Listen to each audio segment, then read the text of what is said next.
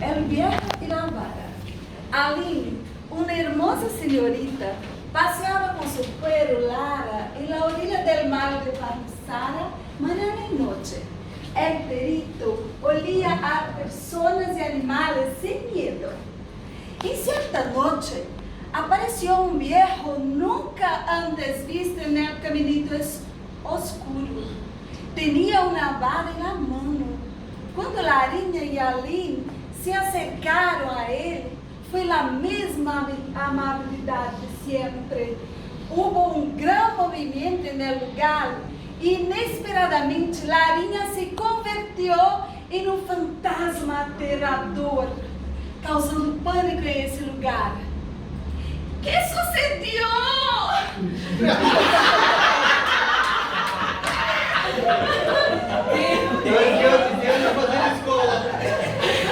Dijo la señorita llorando, protegida por un hermoso hombre que estaba cerca de él.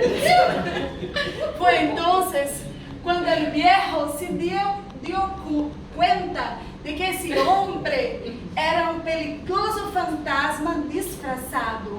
Con su vara mágica destruyó aquel ser terrible y Lara volvió a lo que era antes. Ahora, cuando Aline pasa en el lugar del evento, mira a todos con el deseo de ver a buen viejo.